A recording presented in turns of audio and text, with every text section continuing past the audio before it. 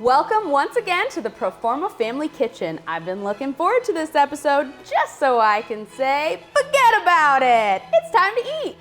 The recipe showcased today will give us a taste of Italy. Chef, I know you've been really excited for this one as someone with Italian roots. Yeah, especially good recipes like this. We're gonna have a Bolognese sauce, very authentic recipe, and also a sauce with meatballs as well. Yum. Nice. So we're gonna start things off with a dynamic husband and wife duo that make a mean sauce. Our first recipe is the Haar's family favorite Bolognese sauce, courtesy of Dan and Julie Haar of Proforma Strategic Promotions.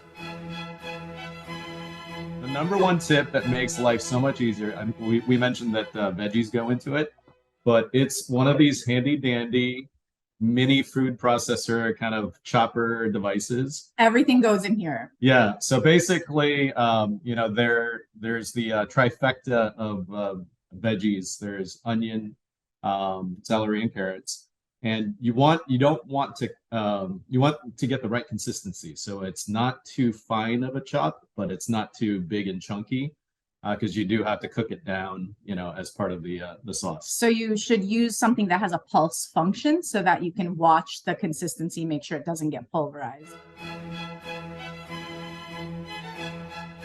So a lot of Bologneses start with sauteing carrot, celery, and onion, also known as mirepoix. So we had that sauteed with a little oil and butter.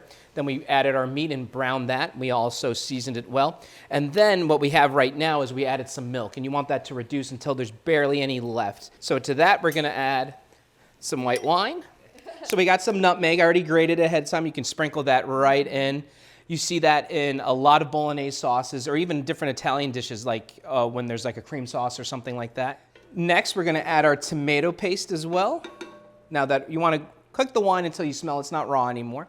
So you have some nice tomato paste. Thank you for the pass. You're welcome. Great job. Also, the meat we used, if I didn't clarify before, was ground beef. You can also do veals also, you'll see a lot in Bolognese as well. Nice. Then we have some diced Italian tomatoes.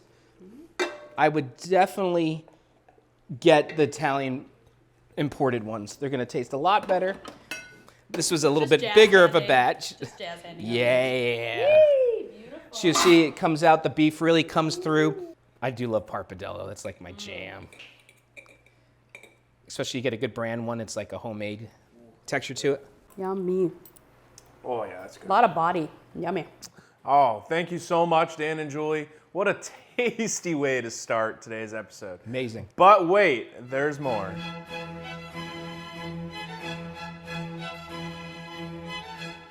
Next, we will be making Kevin's famous sauce and meatballs, courtesy of Kevin Montecalvo of Proforma in Motion. My grandmother, God rest her soul, she died when she was 96 years old, and she was cook at the retirement home for all Italians. And so she cooked 3 meals a day for those 1,000 people. You can imagine with us being little kids that when we had dinners and things like that, that they would be just massive, because she didn't know how to make things in small quantities. And you'll probably notice that with the recipe that we gave.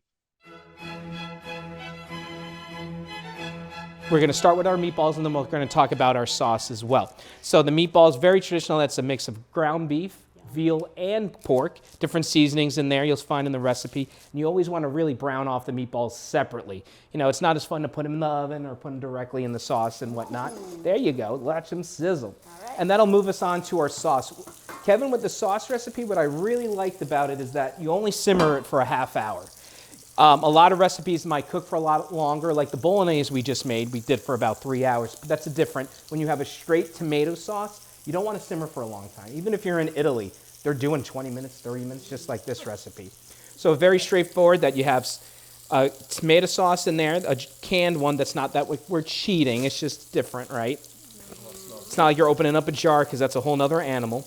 There's also some oil in there, onions as well, and a lot of herbs. In fact, really love the way you had it labeled in the recipe, Kevin, about put enough of the oregano and basil to coat the sauce. I actually measured it for you. It's 1.5 tablespoons of each one. And then really just letting it come up. And then what we would do is when we brown all these meatballs, we would add that to the sauce and then let them finish off cooking and everything. I'm like a meatball assembly line over here. There you go. Meatball. Actually, usually when we make it in our house, he is the one that rolls the meatballs. This is great. really? I'm loving this part. There's red wine in the recipe. There's a half bottle, and I forgot to show the wine we use. This was made, Vera actually bottled and helped make this wine. We have a few bottles here at the house, so we want to use it nice and special because we're cooking with the family, right? Yeah. Nice. We're on the All right. Proforma Family Cooking Show. So I'll still keep an eye on that as you're rolling them out. But where you can stop after that one, you can add it. And we're going to go ahead and try this stuff, guys. I got some meatballs that have already simmered in the sauce. Oh, what? He's getting ahead of us, man. He is. He's getting ahead. I couldn't wait. It smells so good. I'm always excited. That's what got Chef D cooking. Going to his grandmother's and helping her cook, and meatballs were one of the things she would do. I so honestly appreciate the value of a homemade sauce. Wow. Once you have something like this, you can never go back to a jar again, guys. I feel like we took a little mini trip to Italy today, everybody. Thanks so much to Dan, Julie, and Kevin for these great recipes. Until next time, Proforma family, don't forget to Chef it up!